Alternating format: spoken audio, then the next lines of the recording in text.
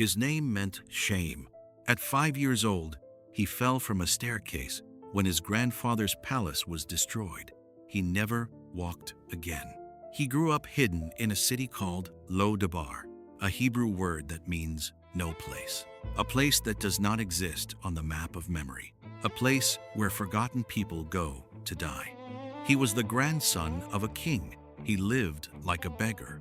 And when the soldiers of the new king finally pounded on his door, he was certain of one thing: they had come to kill him. But David had another plan. What happened that night at the king's table is the clearest picture of the gospel that exists in the entire Old Testament. And you have never heard of him because the church forgot his name. His name was Mephibosheth. And before this video ends, you will understand why his story is, in fact, your story. To understand what happened in that throne room, you have to go back to a battle that ended a dynasty. Saul, the first king of Israel, and Jonathan, his son Mephibosheth's father, both died on the same day, Mount Gilboa. Their bodies hung on the walls of Beth-shan. The royal family of Israel was wiped out in a single afternoon. Word reached the palace fast. A nurse, holding a 5-year-old boy in her arms, did what nurses do when kingdoms fall. She ran. She ran with a child who did not yet know he was now the heir to nothing. And somewhere on that desperate flight, she stumbled. The boy fell. 2 Samuel chapter 4 verse 4 says it in 8 words. He was lame in both his feet. 8 words. A whole life rewritten. He grew up hidden, sheltered by a man named Machir, son of Amiel, a man rich enough to feed an exiled prince, and quiet enough to never speak of him in public. Lo-debar, in the territory of Gilead, east of the Jordan, far from Jerusalem, far from the throne, far from anyone who might remember. Years passed, maybe 10, maybe 15. The boy became a man. He married. He had a son named Micah, and every morning, when servants carried him to a chair, he was reminded of who he was. Not Mephibosheth, prince of Israel.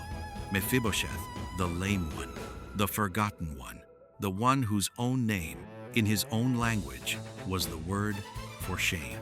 And while he was rotting in Lo-debar, David, in Jerusalem, was beginning to ask a dangerous question. 2 Samuel chapter 9, verse 1.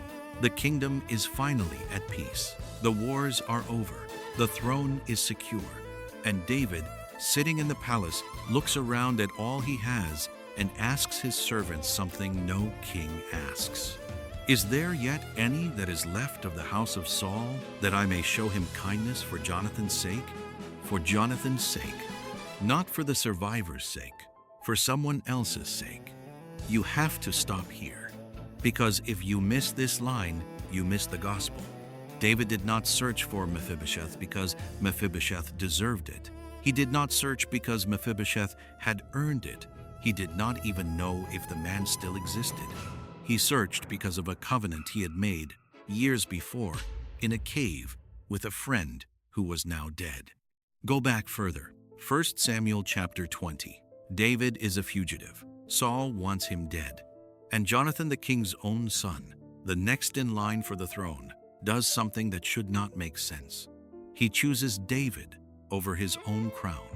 In that cave, with their hands clasped, Jonathan speaks these words: "Show me the kindness of the Lord while I live, that I die not. But also, do not cut off your kindness from my house forever." Jonathan was not asking for himself. He was asking for his children, for his grandchildren, for a child not yet born named Mephibosheth. David swore. And now, years later, with Jonathan in the grave and an empire on his shoulders, David remembers. Hold this, because this is the first picture you need to see. The king does not seek you because of you. The king seeks you because of a covenant he made with his son. A servant named Ziba is summoned, an old steward of Saul's house. David asks him directly, "Is there anyone left?" And Ziba answers carefully, because what he is about to say could get someone killed. "There is yet a son of Jonathan, lame in his feet. Lame in his feet. The first detail Ziba mentions, not his name, not his age, not where he lives, the condition. Because in the ancient world, a lame man could not be a king. A lame man could not approach the altar. A lame man was, by every standard of the time, disqualified. Ziba is essentially saying he is harmless. Do not worry about him. He cannot take your throne. And David's response is one of the most beautiful sentences in the entire Old Testament. He does not ask, is he useful? He does not ask, is he loyal? He does not ask, is he worth the trouble? He asks one thing, where is he? In Lo-debar, in the house of Machir, son of Ammiel. Send for him. Now picture the scene from inside Mephibosheth's house.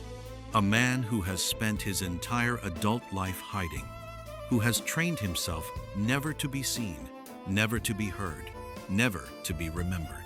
One afternoon, the door opens, and royal soldiers are standing there with orders. What does he think? He thinks what every survivor of a fallen dynasty thinks. He thinks it is finally my turn to die.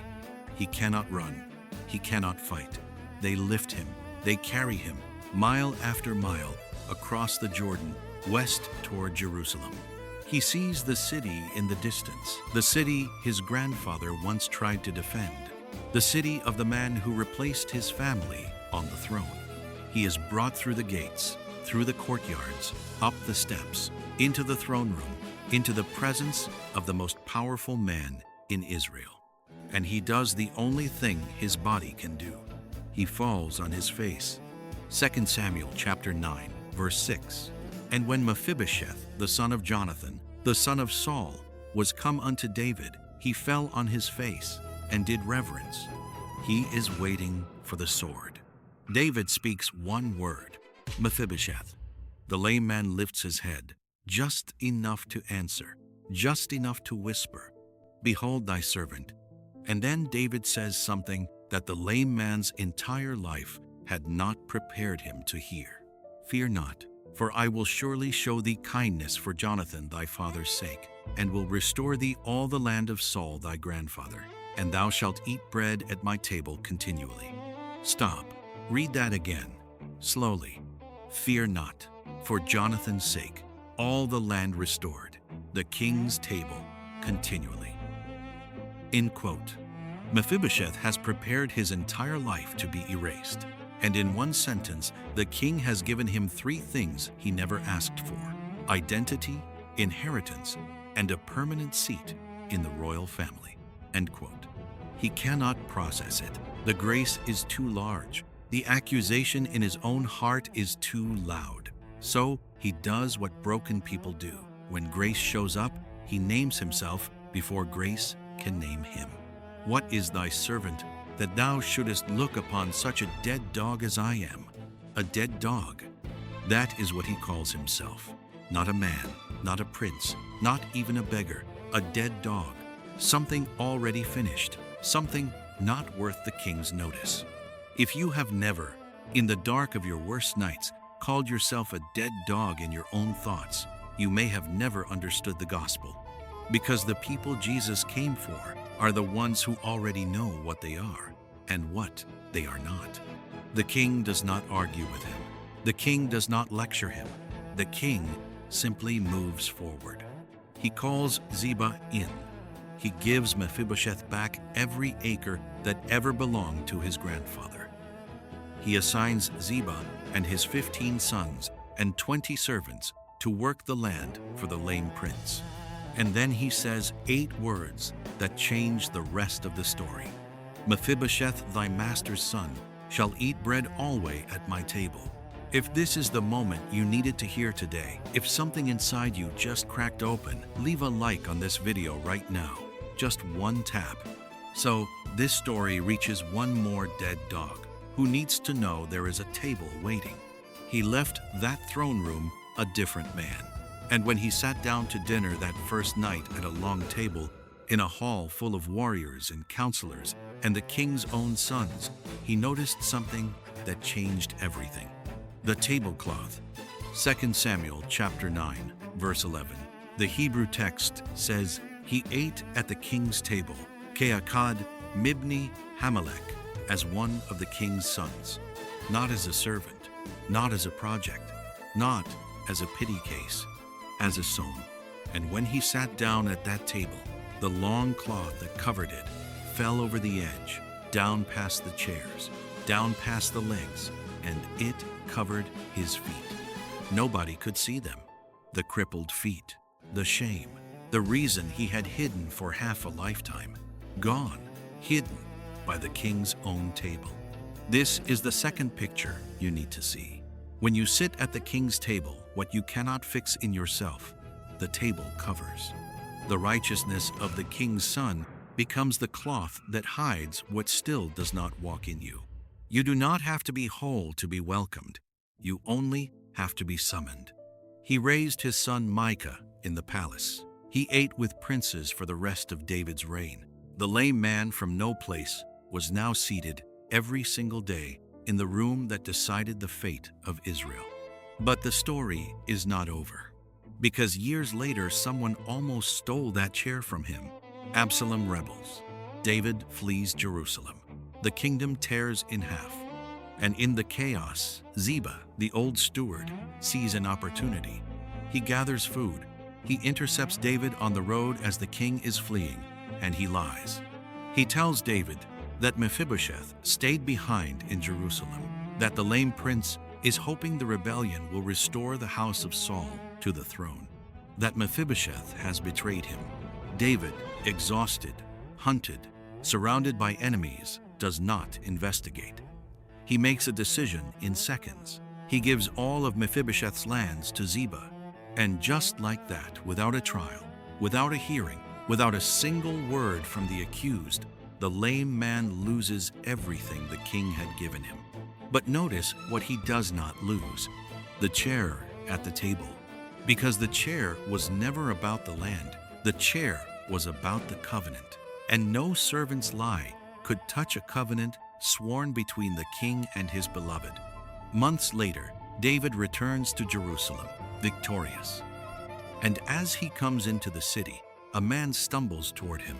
A man who has not washed his clothes, has not trimmed his beard, has not cared for his feet since the day the king left. It is Mephibosheth. David looks at him and asks the question Ziba had been counting on him never asking: "Why did you not go with me, Mephibosheth?" And the lame man tells the truth. He was deceived. He was abandoned by Ziba. He could not saddle a donkey because he could not stand. He had been mourning in filth every single day the king was gone. And then he says the line that reveals what kind of man Mephibosheth had become. He says, "Let Ziba take it all. It is enough for me that my lord the king has come home in peace." He did not want the inheritance. He wanted the king. That is the test. That is always the test. When everything is taken from you, when the inheritance is stolen, when the promises seem broken, when the lying servants of this world walk away with what was supposed to be yours, what is left of your faith? If what is left is the king, you have understood the table. If what is left is only the land, you never did. So here we are, the story that the church forgot, and the 4 mirrors it holds up to your face. The first mirror: you were crippled by a fall you did not choose, a fall that happened in a garden long before you were born. You inherited the limp, you did not cause it. And every morning, when shame whispers that you should have been more, remember Mephibosheth, the boy in his nurse's arms. The second mirror: you have a Lo-debar, a no place inside you, the address of the version of you that gave up on being found. The dark city of failed prayers, of recurring sins, of religious performances that left you emptier than before. The king knows the address. The king has always known. The third mirror: you were not summoned because of you. You were summoned because of a covenant the king made with his son. Ephesians chapter 2. Even when we were dead in trespasses, He hath quickened us together with Christ, and hath raised us up together, and made us sit together in heavenly places in Christ Jesus. For Jesus' sake, the way David sought Mephibosheth for Jonathan's sake.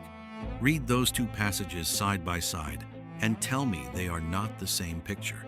The fourth mirror, you are seated as a son, not as a servant, not as a project, not as someone the king is putting up with, until you improve.